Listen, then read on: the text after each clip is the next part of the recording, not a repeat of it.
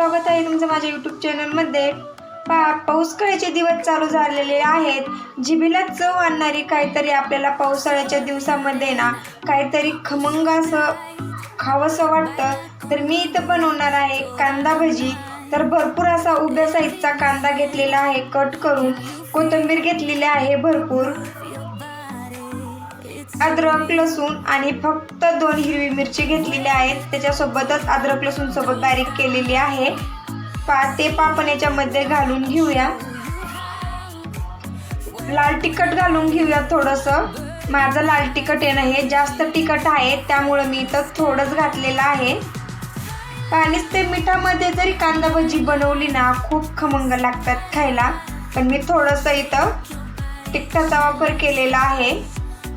चवीपुरतं मीठ घालून घेऊया, थोडीशी हळद। मी इथं थोडाच ओवा घेतलेला आहे। ओवा अशा पद्धतीने हातावर चोळून घ्यायचा आणि नंतर त्याच्यामध्ये टाकून घेऊया। ओवा घातल्याने कांदा भजी खमंग लागतात खायला, वास सुद्धा खूप छान येतो भज्यामध्ये। आपल्याला इथं पाण्याचा वापर अजिबात करायचा नाही। तर आता याच्यामध्ये ना बेसन पीठ घालून घेऊया। मी इथं पोहे खायचे मोठे चमचे 2 बेसन पीठ घेतलेलं आहे। बेसन पीठ आपल्या आवडीनुसार घ्यायचं आहे, जास्त कमी लागू शकतं। आता पाण्याचा वापर न करता आपल्याला हे पीठ आहे ना छान मळून घ्यायचं आहे। कांद्याला काय होतं पाणी सुटतं आणि त्याच्यामध्येच आहे ना छान असं हे मळून घ्यायचं आहे। मी अजिबात इथं पाण्याचा वापर केलेला नाही। होईल तेवढं आपल्याला कांद्यामध्ये ना हाताने अशा पद्धतीने बेसन पीठ मिक्स करून घ्यायचं आहे। आणि मी आणखीन थोडंसं बेसन पीठ परत टाकलेलं आहे 1 चमचा। अशा पद्धतीने आपल्याला हे कांदा भजी बनवण्याचं पीठ ठेवायचं आहे। आता 5 मिनिटं छान आपण हे भिजून देऊया।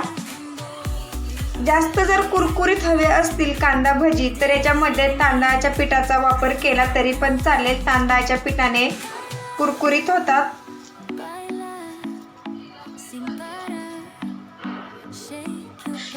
तेल मी अगोदरच गरम करायला ठेवलं होतं। तेल तापले का ते पण पाहिलंय। थोडंसं पीठ टाकून आणि अशा पद्धतीने ना कांदा भजी छोटे छोटेच आपल्याला सोडून घ्यायचे आहेत, जास्त मोठाले नाही सोडायचे। मस्त लागतात खमंग खायला कांदा भजी थंडगार वातावरणामध्ये।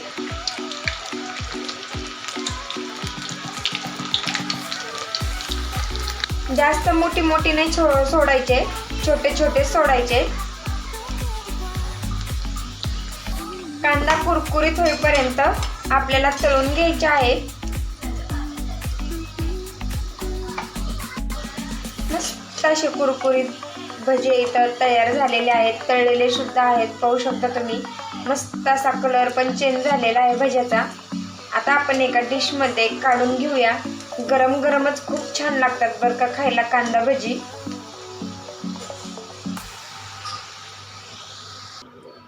मस्त असे खमंग माझे इथं कांदा भजी तयार झालेले आहेत, पाहू शकता किती मस्त असे कुरकुरीत तयार झालेले आहेत।